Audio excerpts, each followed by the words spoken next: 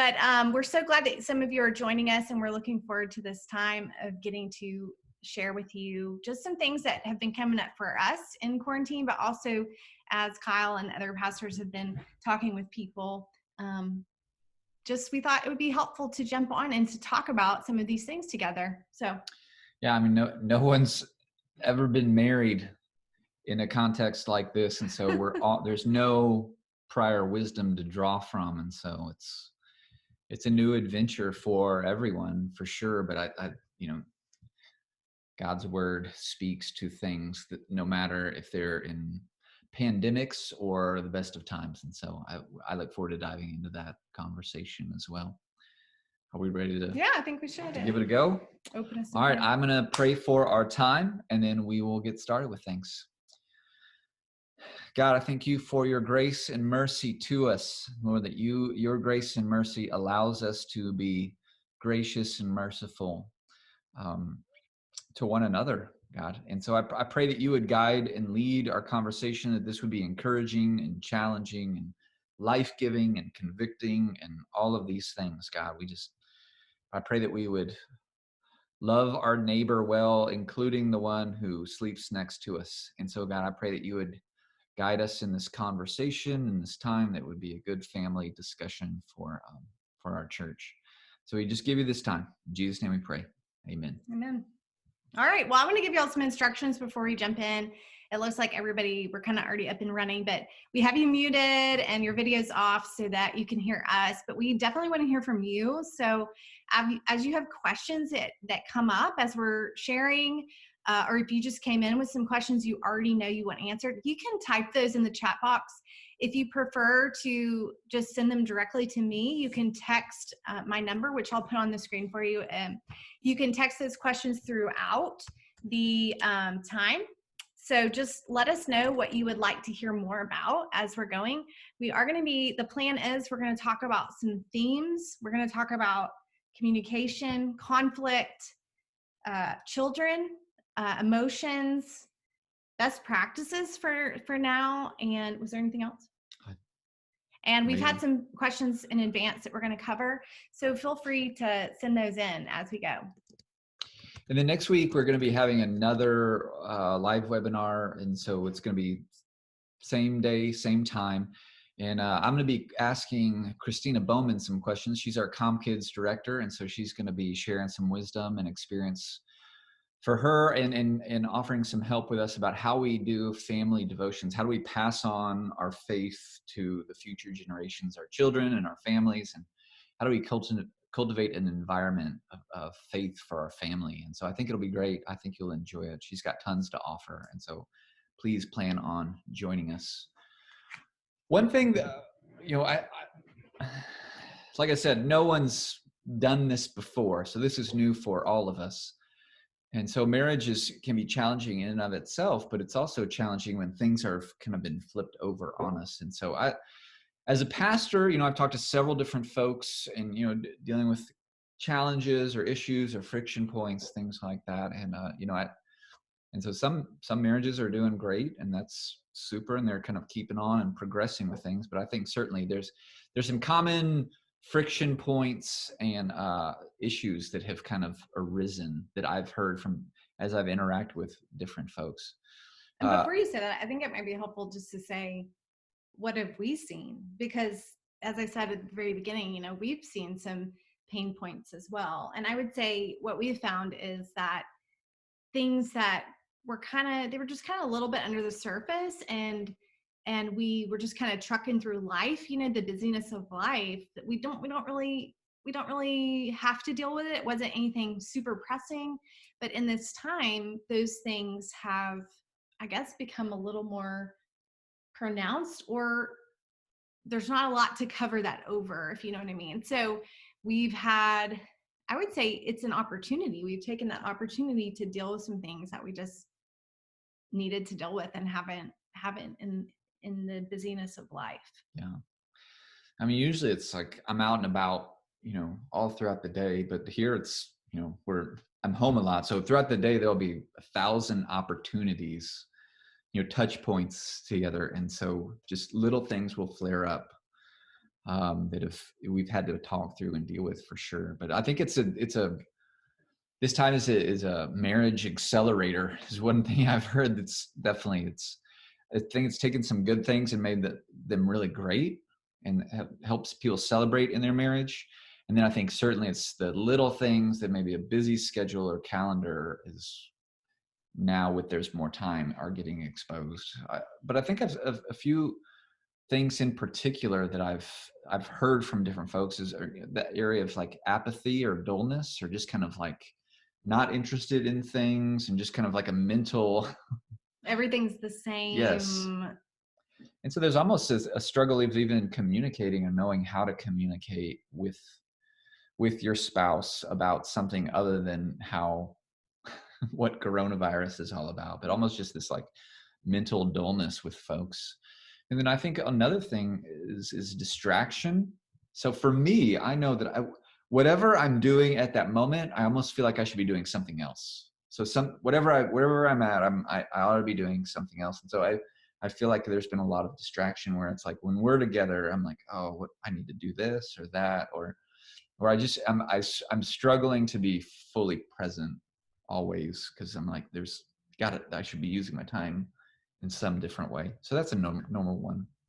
I know that at home moms, or maybe even people who work at home, just that everyone being together now is creating a unique dynamic where there's almost like a spousal invasion that has happened. That what used to be your place and space, now you share that with someone else. And I know you felt that at times, where it's like, with writing and things like that, it's like, man, we're all up in your business Well, I'm now. used to being at home by myself during the day. Now I have a kid, and each kid has a different room where they're doing school, and then Kyle's there, and then I'm trying to do things. So it just feels a little bit more chaotic. I know I'm not telling y'all anything you don't already know, but that's how we're experiencing it. And then I think that the number one thing that people have shared with me is just this difficulty in extending grace, that I think all of us are feeling a little bit. We know that these are new and crazy times, and there aren't many people that are just abounding in awesomeness. They're not living their dream right now. And so it's just coming at us. And the overarching theme is, how do we extend grace to our spouse in the midst of just, we're all struggling, or a lot of us are. And so I think that's going to be the large umbrella. But I think that the last one I was going to share is that's been interesting for me, because it's maybe a little bit different than what I thought it might be, is in the category of sexual intimacy. Like, I think that I thought it's like, oh, we even talk about it like this in our staff meeting. Is this going to be like a baby boomlet? Are there 9 months from now going to be a lot of babies coming? But I think that a lot of people have really kind of struggled with sexual intimacy. Like, their libido is down, or they're not engaged with one another sexually. They don't have the desire, the interests, those kinds of things. And so those are some of the big pastoral things that people are talking to me about. Okay, so I'm going to ask for people at home, what are you saying to those who are coming to you about sexual intimacy? What kind of counsel are you giving to those who are saying, are they saying it like it's a surprise? Or are they saying it as a frustration? What are you saying to people about that? I think there's some level of lament that's happening, that they I think that I haven't talked to many. I mean, if they're doing really well in that area, they're probably not going to come and talk to me about that. But the ones that are struggling are like, man, it's hard. It's almost like for both of them a struggle, or if it can be with one of them. But I think certainly we'll talk about things that can kind of facilitate more intimacy. Yeah. But I think sex is always it's a creator of intimacy, and it's the result of intimacy. And so I think it can be used to stir up intimacy, but I think also, are you doing things ahead of time that are intentional? Yeah. That then one thing doesn't just lead to another. Like, intentional things lead to another, where then you're. Yeah. So we'll talk some more about that later on, I'm sure. But I think it's just good to normalize that we wanted to tell you those things, because we want to normalize this experience that people are feeling and experiencing this in a very unique way. And there are some unique challenges to this, but there's also some unique opportunities. And that's what we want to look at is, okay, so we're presented with these challenges, but how can we address these in a way to where we've got this time? How can we grow in our relationship? Because I think that's a key idea, is that this is an opportunity that, like, God has placed you in this situation in your marriage to walk through something that is unprecedented, and it's an opportunity to grow. And I think that's kind of the things that we've seen as well. Like, in the midst of the difficulties, we've also been able to identify, like, hey, this is a better understanding of who we are and how we relate Yeah. to each other. And so I Well, think and I would say, are you about to segue? I Mm-mm. would say that one thing that's been very clear to me, sometimes I don't know if you feel this way in life, where life is just so crazy and busy that I sometimes I'm like, what am I supposed to be doing? What am I supposed to be giving my time to? And this has been a really good, like, it is simple. It is simplified. It's not easy simple, but it's simplified where it's so clear to me when God says to love your neighbors yourself, who my neighbor is. My neighbor is my husband. My neighbor are my children. Those are the people that I am around and seeing. And so what God is asking me to do each day is to love my neighbor. And what we're going to talk about is just falls under that category of loving your neighbor as yourself. And that's the whole idea with the next two webinars, of like, these are the neighbors that aren't going to panic if you ring their doorbell, or you don't have to quarantine from. Like, these are your closest circle of neighbors. And so Yeah.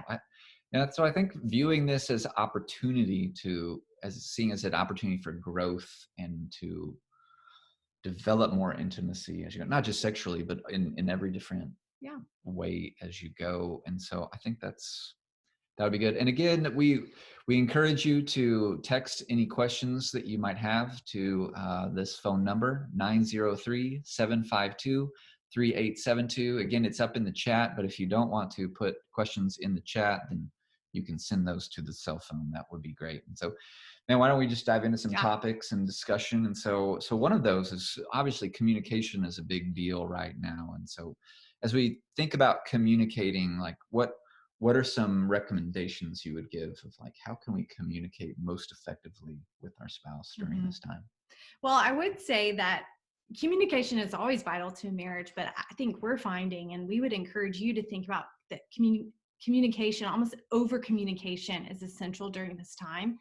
And what I mean by that is, in normal life, you kind of have a rhythm down, right? Like, work schedules, kids schedules, all that kind of thing. You know what you do on your day off, and you don't really have to talk about it. But in this time, everything is just so new. It's almost like starting over. We've said that even with the church, it feels almost like church planting again. So you're having to set some new rhythms. And so what that means is you need to over communicate. And what I mean by over communicate is, this is almost a daily discussion now for us at night to say, okay, tell me what you have tomorrow. What do you need? What will help you help the children? How can I help you make sure that you're getting your work done, because we're all in the same place? And so just over communicating what our needs are, how we're feeling that day, because I'm sure as you're experiencing, each day is different. Sometimes I feel really down for no reason, and sometimes he does. And so just talking about, okay, how are you feeling today?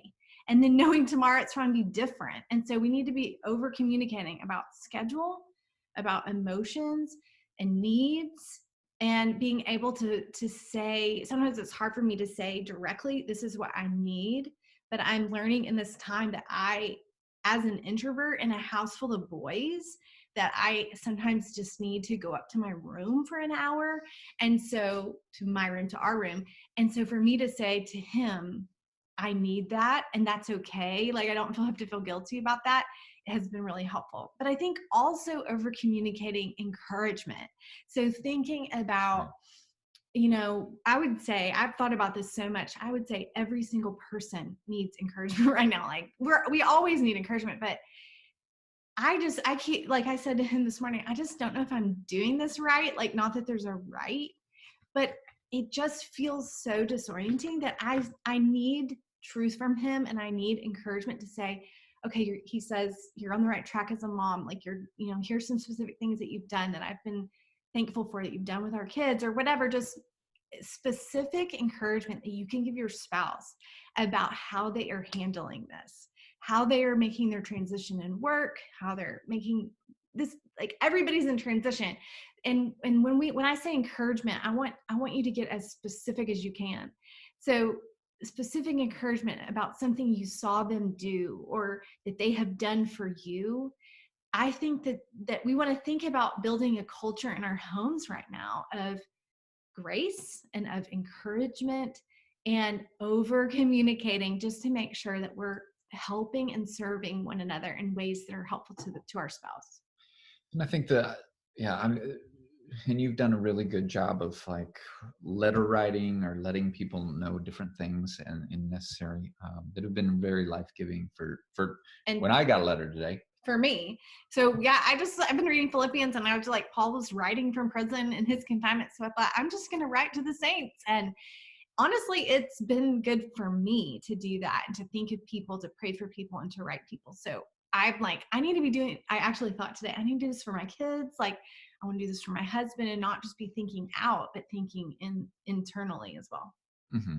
And I think it can be challenging in communication, but I would encourage you to think through how to intentionally communicate about things that maybe you wouldn't communicate normally, because you've got time.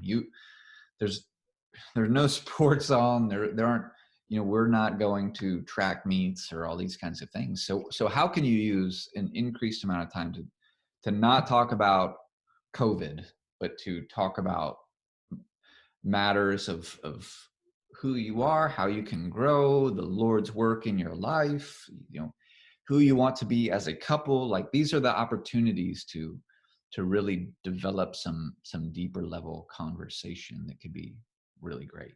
Yeah. So with communication, and as Kyle said, you're in close proximity. There's a lot of points coming together, which means there's increased conflict.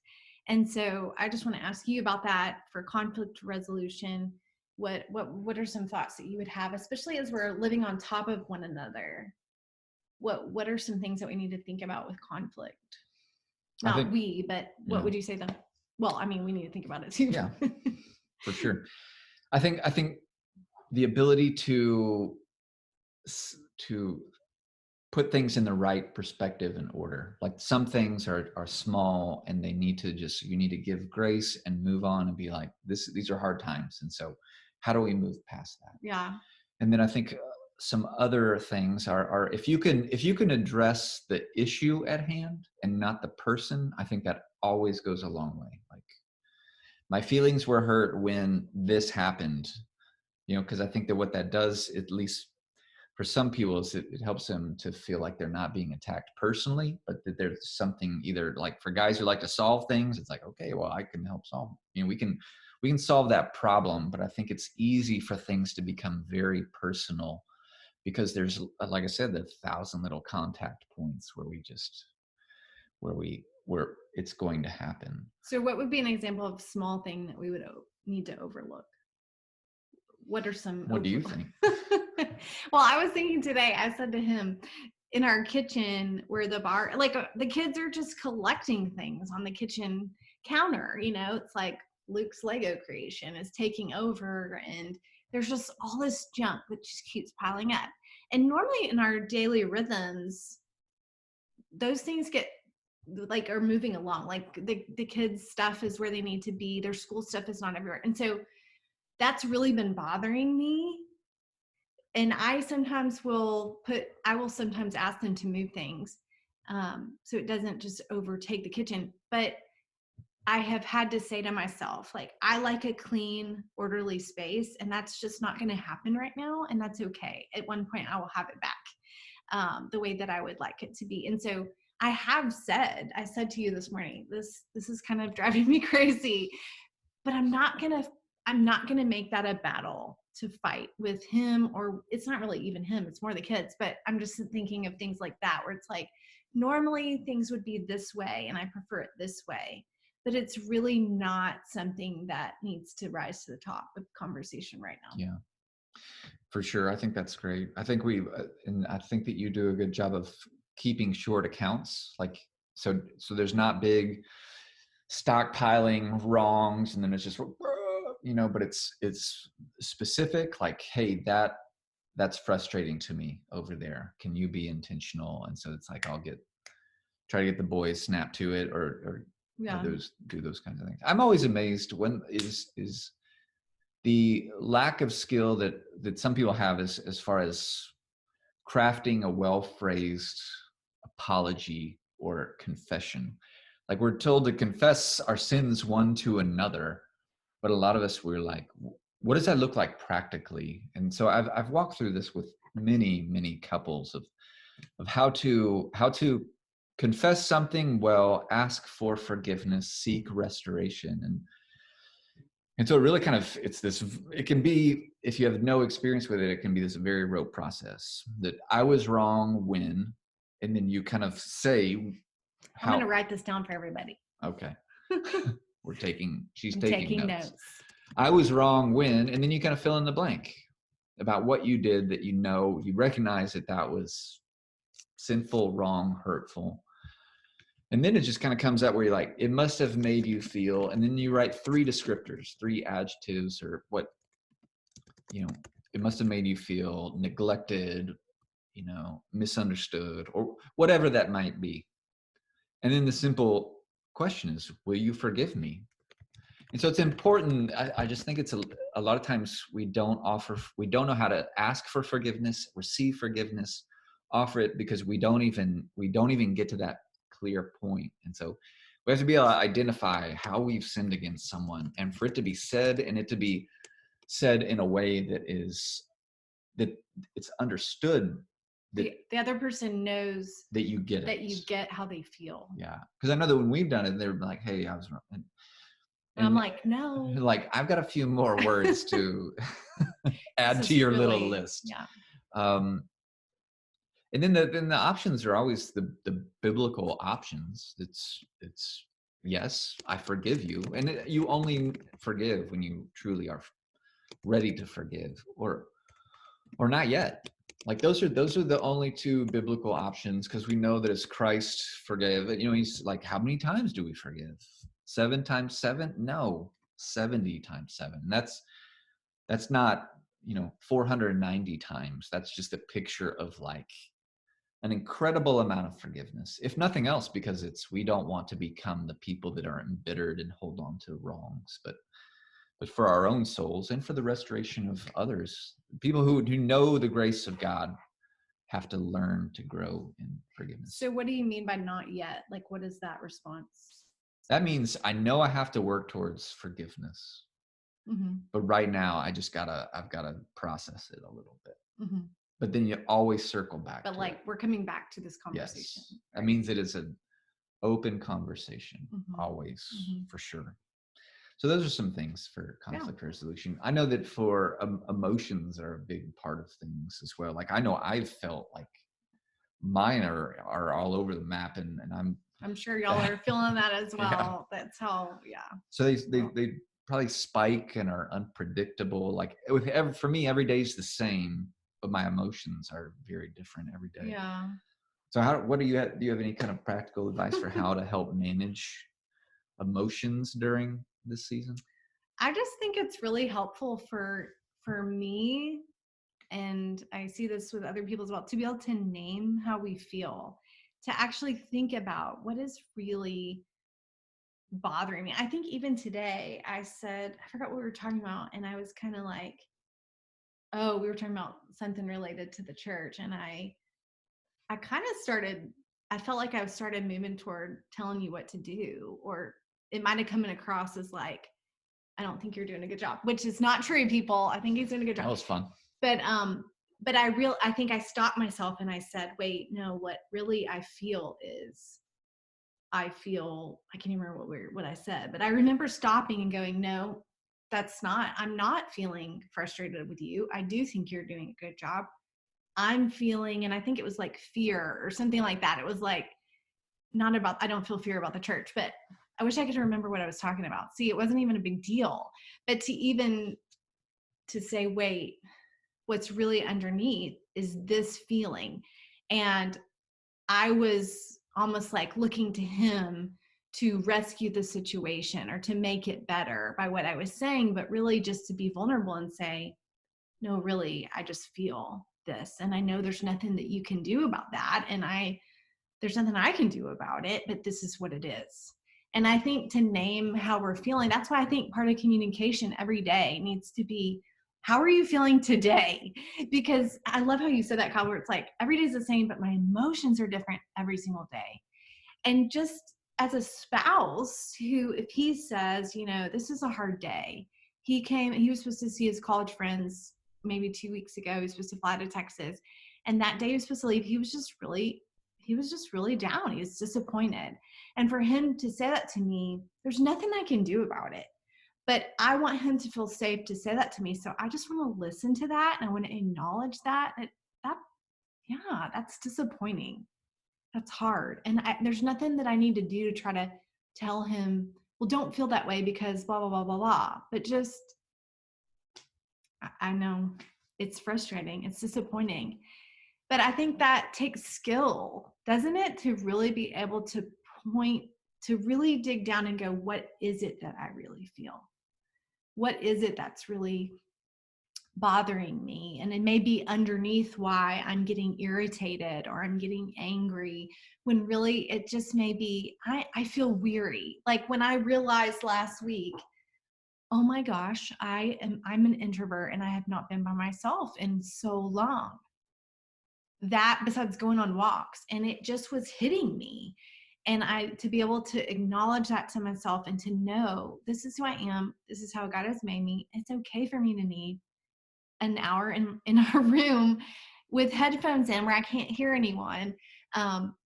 So I think just being able to know ourselves and acknowledge that to our spouse, and our spouse be able to receive that and to not try to talk us out of that feeling, especially right at the beginning. Because I think then after I feel heard and my emotion feels heard, I do want him to remind me of what's true. I do want truth and in my emotion, but I also want grace. I also want him to say, yeah, I get it that you would be tired of being around people all the time. Go take an hour. I've got this. And it's giving me permission to be myself, and he's acknowledging and affirming that's okay. It's okay for me to be weird. It's okay for me. It's okay for him to feel disappointed. And a question that came in was, under stress that we can often respond differently. So I think maybe a husband and wife responding differently in different, what is some good advice on how to help others through stressful times? Like, so your spouse walking through that, is there? Well, I think again, just we need, and I'm sure you already know your spouse. You're seeing it even more now, how they handle stress. We all handle stress differently. Some people just kind of shut down emotionally. Some people get very irritable. I don't know anyone like that. No, that's me. I was like, no expressions. When he gets stressed, he kind of gets very robotic and emotion shut down, so he can get a lot. He can still go and do a lot of hard things, perfect for his job. But so anyway, we handle stress like that. And so to know that about him, I think gives me more patience to know, like asking, basically I take the stance of, how can I help you? How can I help ease whatever stress you have? Most of the time I can't really do anything, but I can listen and I can pray for him and I can encourage him. And that kind of thing. So I think just knowing how your spouse, and that might be a great question to talk about with your spouse is, okay, it seems like you handle stress like this. Stress makes you do this. How can I help in that situation? How can I help you? And I think, for someone who is, I'm pretty logical, and more on the rational perspective of things, and you're the, more emotional. A lot of times what I do is I just give space to vent, just like, all right, let's let it out, and not. It's not like I'm like raging, but just, well, no, I'm certainly not I'm saying trying to figure out by talking verbally, processing how I really feel. Right? Yeah, it's almost like it takes a while to find like a handhold. Yeah. And then once she does, then we, but I think sometimes I circumvent the situation, but the prototypical stuff of trying to offer her solutions too early, or, you know, I don't think you don't do this, but like if people say, you know, well, you shouldn't feel that way because that's not true, that doesn't help. the But just truth to always, validate, the truth helps always after, helps. but validating the emotion Yeah. of like, oh yeah, like I can Are see you why you would feeling feel that this? way. Don't forget this. This is what's true.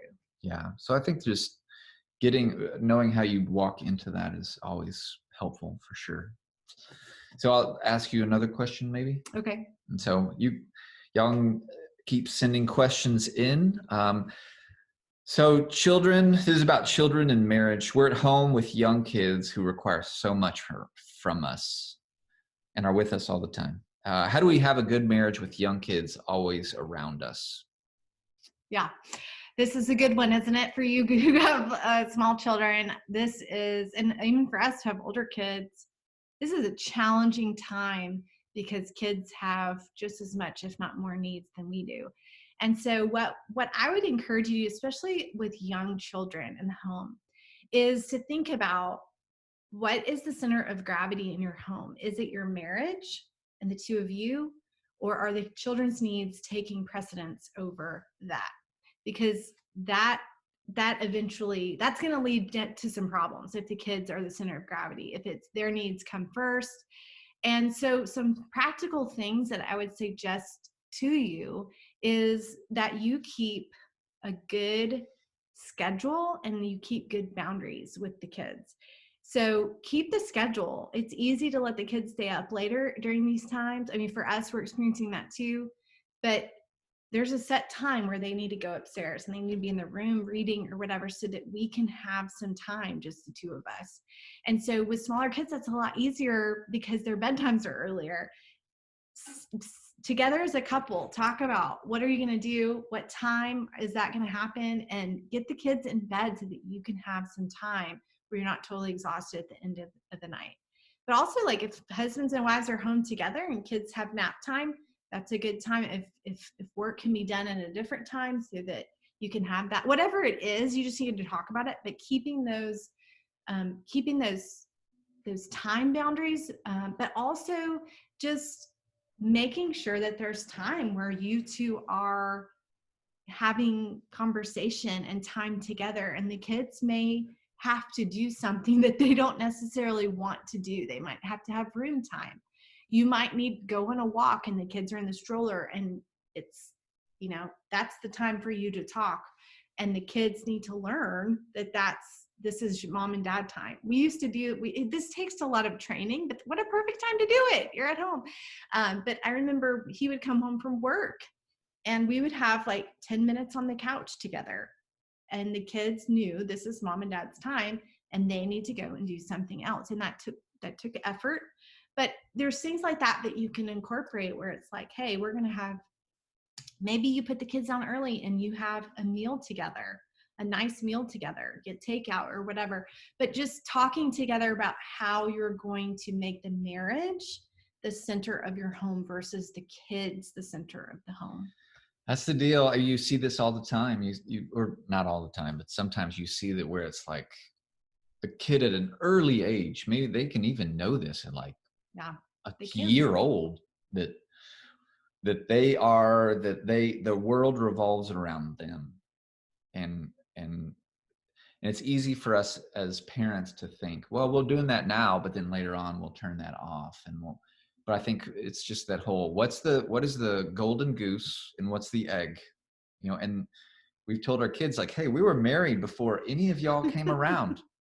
And then in a while, y'all are going to be gone and it's still going to be us. And so we're going to make that the priority. And so we've tried to do that in very intentional ways, where even like in the morning, we've always in the morning, we've always been like, you are not free to get out of your bed or leave your room until we come and get you. And even now, in this, besides for the bathroom. Yes, they can go to the bathroom. We allow them to use the restroom, but we not in their beds. Yes. But even there's been this joke, they've walked down the stairs and they're like, hey, well, will we be received or booted?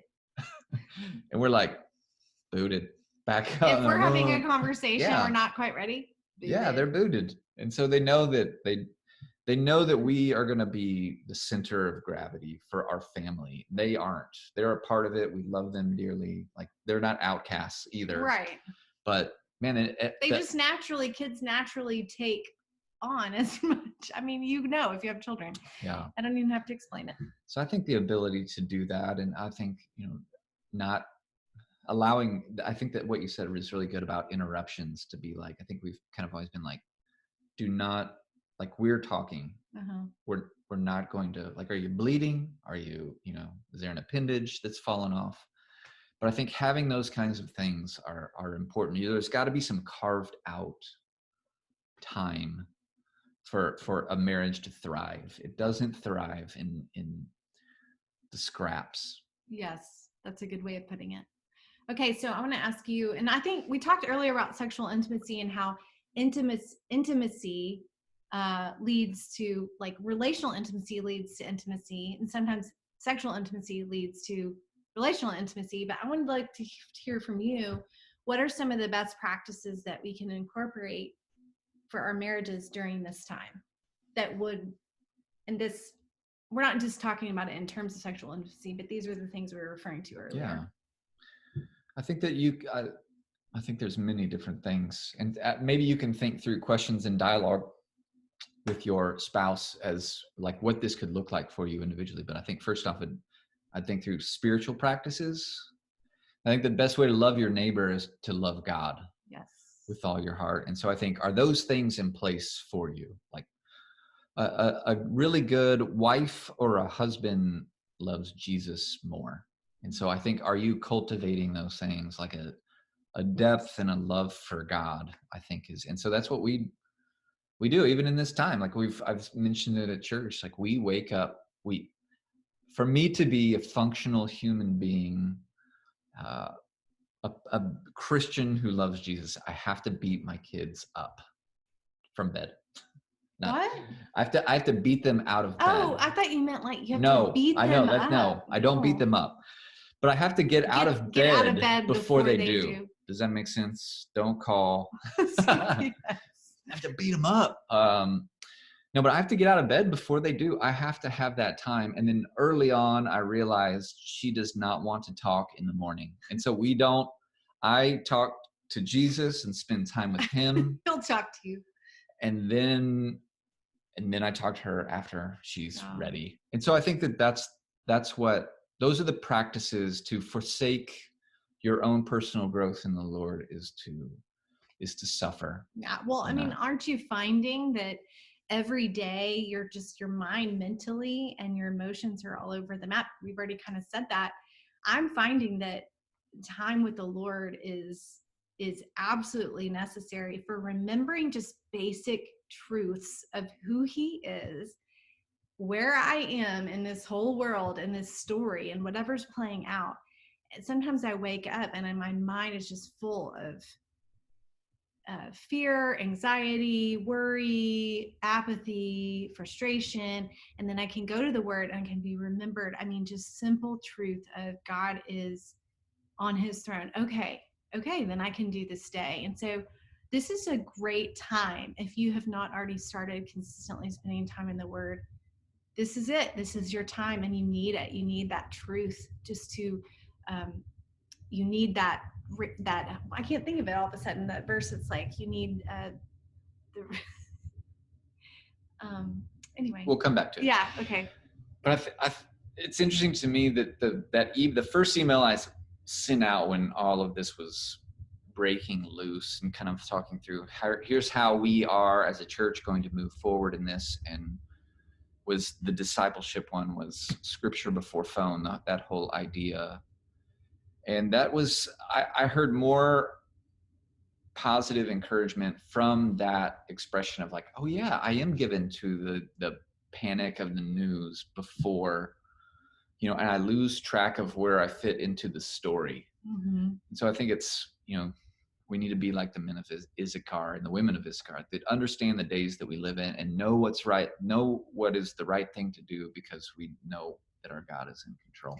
And so when we have peace and security in the Lord, that translates into my relationship with my husband, that I'm not looking to him to rescue that.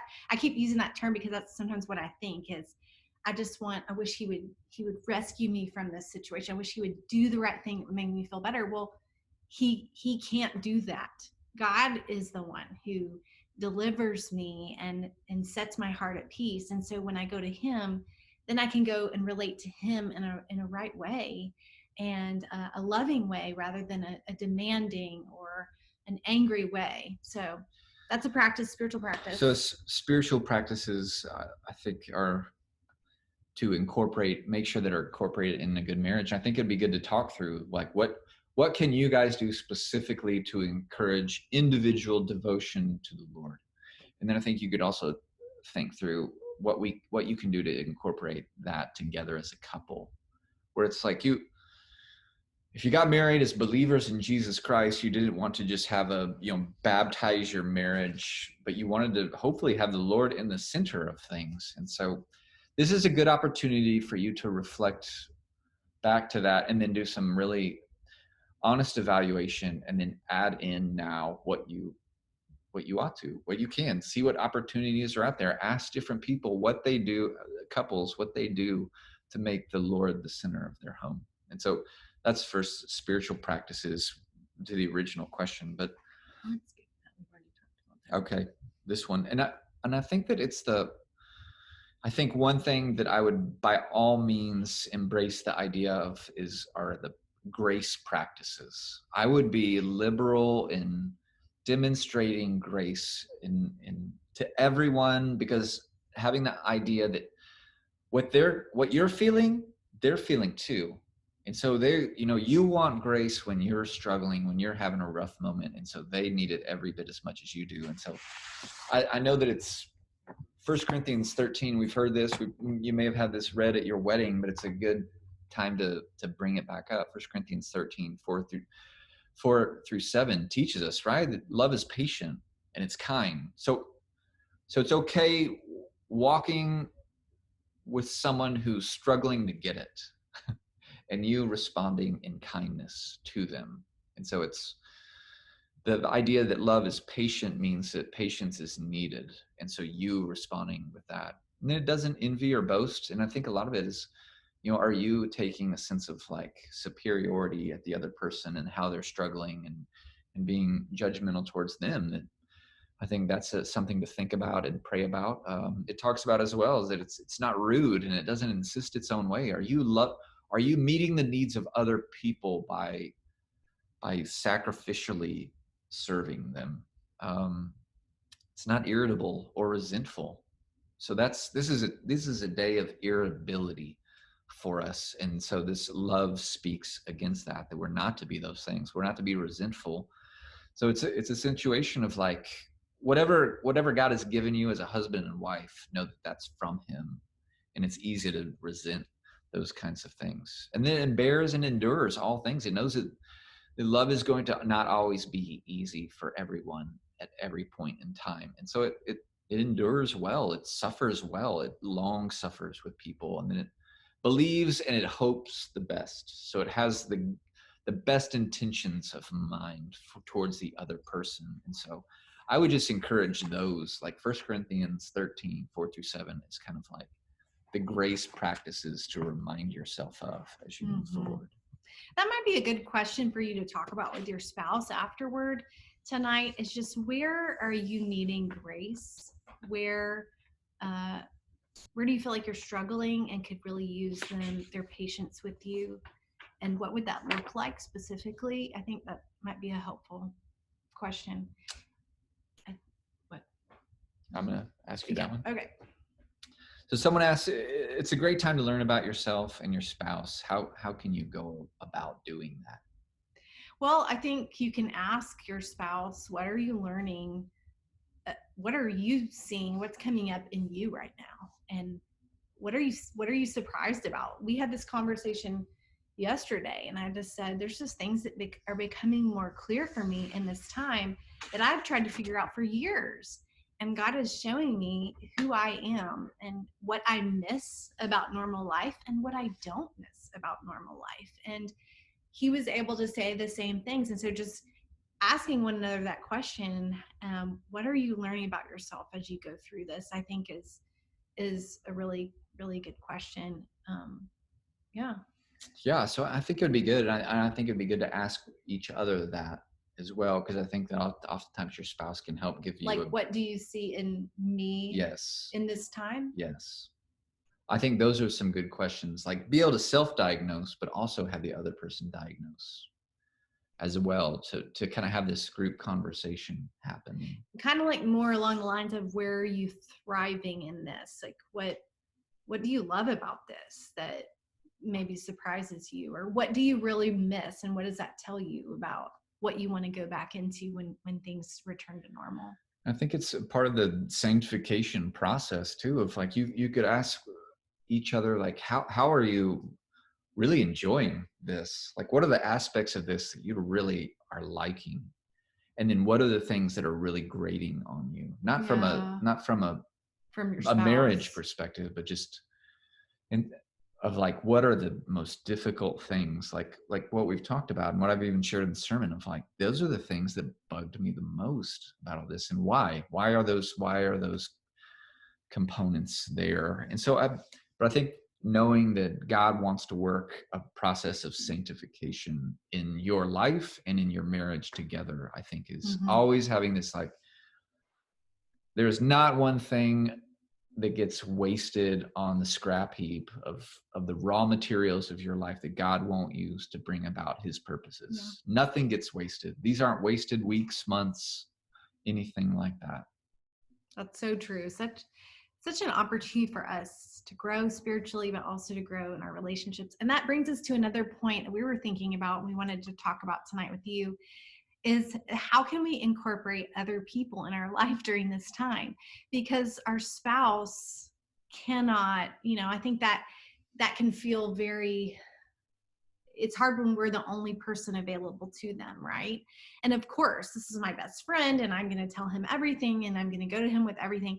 But having other people, friendship and mentors in our lives, that's so important to us and to our growth and to who we are as people. And so I know you're, as like for me, you're finding it difficult to connect with people because we can't see people as much. So I wanted to talk some about that. How can we still continue to incorporate other people into our life and into what God is showing us about ourselves and how he's growing us? And so how would do you want me? Sure. You can I, start. I would say one thing that's been really helpful for me in this is just to think about so I talked earlier about who's my neighbor. It's my husband and my children for sure. Absolutely. That is like 99% of my time. But who are the people in my next concentric circle? Who are the people that I have discipled, or who are the people that are my friends that I really want to make sure that I'm checking in with them and connected with them, and how are we doing that? And I think even we have even started inviting people over to sit in the driveway with us from 6 feet away and just be able to connect with people face to face, so that we can have that friendship as well. I think thriving friendship helps this thrive when there's more other people involved. But what would you say? Yeah, I think that I think some of us maybe we have to be careful about going too far with this idea of like quarantine or shelter at home means we don't engage with people, where I think that we have opportunities when to the level that other people are comfortable. I would engage with people, and then you certainly I don't like Zoom at all. I would rather talk to someone on a phone. And so I've just called different people at different times and talked with them in that way. But like, who are the life-giving people in your world and that you are investing in and they're investing into you, that you could maintain conversation with, that I think would be by all means worthwhile to like think through what are the different concentric circles that you have, and develop that. Like, don't think that has to stop. Mm-hmm. So we had a question come in. What can we who are young married with no kids do for our friends who have young kids in hectic homes? I think I've heard the term quarantine family, and meaning I would say we specifically have a single girl that we are continually bringing into the house, and she's a part of our quarantine family. And so I think that maybe you could even think of one. Who are you close to? That one family that you're thinking about? You might know multiple, but could you talk to them about being quarantine family, where you can come in and take care of their kids? You can take their kids on a walk and give them some time alone. That is like gold right now for parents. And so, we may be saying something that you're uncomfortable with just because of some people are handling the physical distancing a little differently. But how can you get creative in that way of just taking them a meal? I've seen people doing that. We've had so much fun taking things and dropping them off on porches with our kids for people, and just waving from the car. I mean, just anything like that. But I think if you have a family like that in your life, I would just ask them, what are they comfortable with? What would be helpful to them? That question is just in itself an act of love and a gift of love. So I would ask your friends.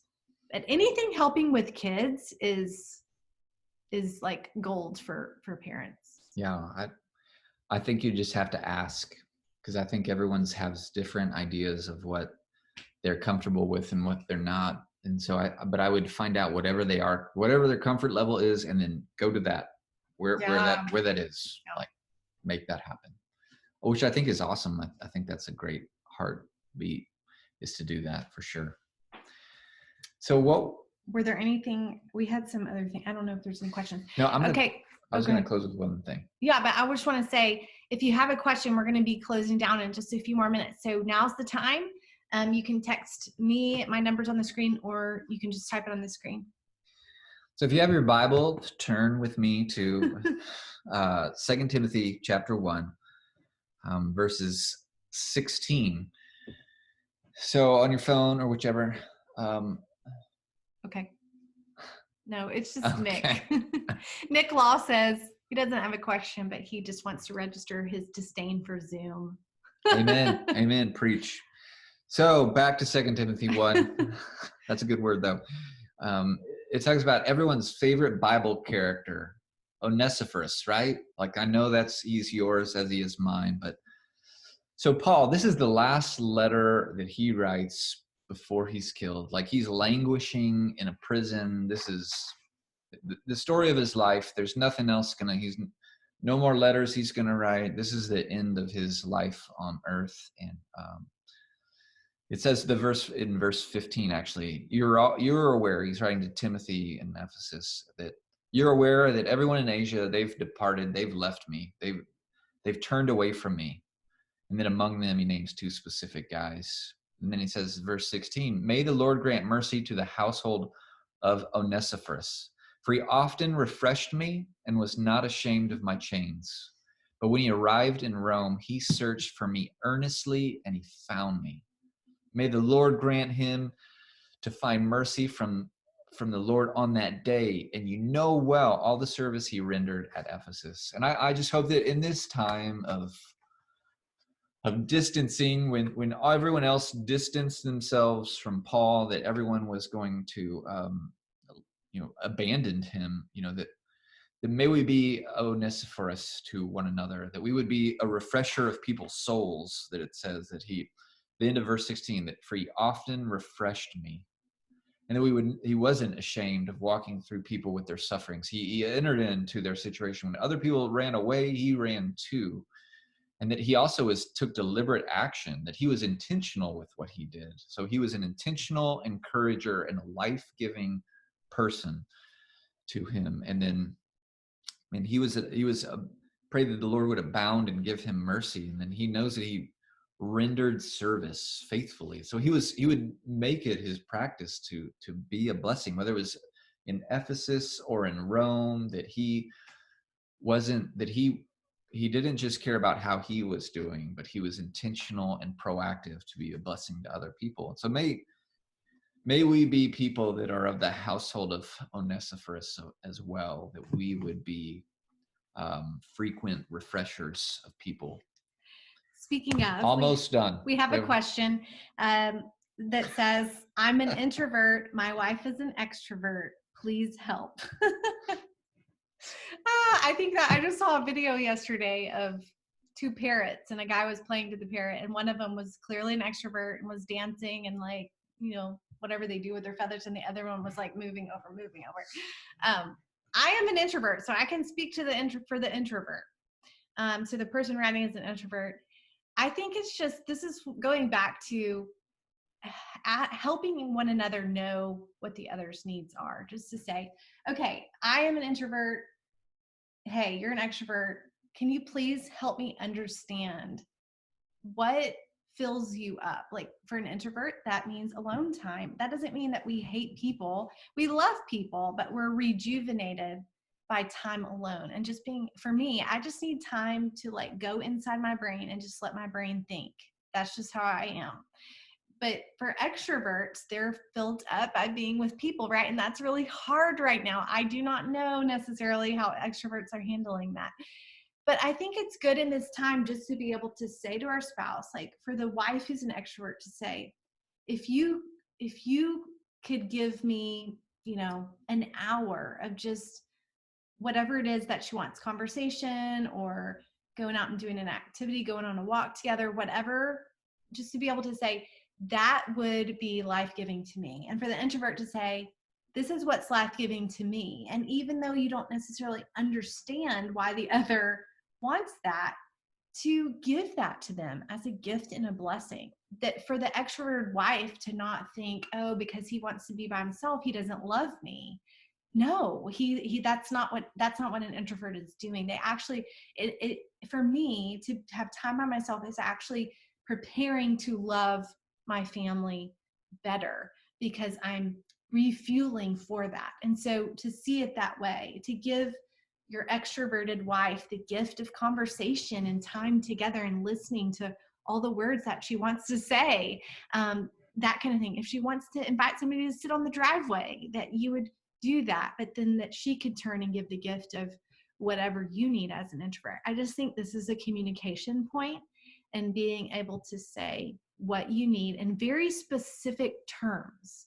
What does it mean to you that you need to be refueled by time alone? What does that time alone look like? For the extrovert, what do you need specifically? Yeah, and I think it's you said it just right. It's like, this is a communication opportunity because you haven't had that conversation before, right? You probably haven't had like, well, if a pandemic ever hits, you know, right. And you're an introvert, and so you've got to do it now. It happens right now, but the problem is if you don't have it, then you feel like you've got to navigate it. A communication problem then becomes a conflict problem. Yeah. And so I think if you can just say like, and I think it's going to be a 1 Corinthians 13. How do I love that person well? Because they're not going to get a lot of personal relationship stuff. Yeah. How do I step into that? How do I, the biblical mandate to love each other overwhelms whether you're an introvert or an extrovert. And so to love your wife well is to step into the things that maybe you're it feels whatever unnatural, version. it feels self-sacrificial, and it's going to change when things go back to normal, but you're learning that you're building that muscle of self-sacrifice, which will benefit your marriage no matter if there's pandemic or not. But I think also this is the friend part, is how can you encourage your extroverted spouse to cultivate relationships with other people, have a conversation on the phone or go for a walk with someone. Encourage that. Not that you're trying to kick her out of the house, but encourage her to cultivate relationships with other people as well. Hey, I think our time is done. Hopefully that was helpful, beneficial for you guys at some level, that gives you, if nothing else, some things to talk about that will be God glorifying and honoring to one another in your marriage. And so I'm obviously here for you to help you out any way I can. And we just want to say we love y'all. We miss you. I love seeing your names on the screen, but I wish I could see you in person. And we're thinking of you and we're praying for you. And if there are specific things, as he said, I know that the staff and elders are at the ready, and help, but also how can we pray for you? Let us know. We would love to be praying for you. So thanks for I'm joining going to us. close this in a Okay. word of prayer real fast. But again, remember, next week is a webinar with our very own Christina Bowman, our Comm Kids director, talking about how to instill family devotions and faith into our littlest ones and as a family. And so come and join us for that as well. Let me close this in a word of prayer, and then we'll be done. God, I thank you for the wonderful gift that this can be for the sake of our marriage in this, even in the midst of really sad situation that we're all in. And so I pray that there would be some sanctification, some conforming more to the image of Christ, and our marriages look more like a radiant picture of Christ in the church. God, I pray that you would use this to refine and bring about goodness. God, we know that you bring about good from bad regularly, God. And so that's what the cross and an empty tomb tells us. And so, God, just pray that none of this would be wasted and lost, but we would all move forward in faith. God, guide us and lead us. In Jesus' name we pray. Amen. Amen. All right. Good night, Bye, y'all. everybody. See you later.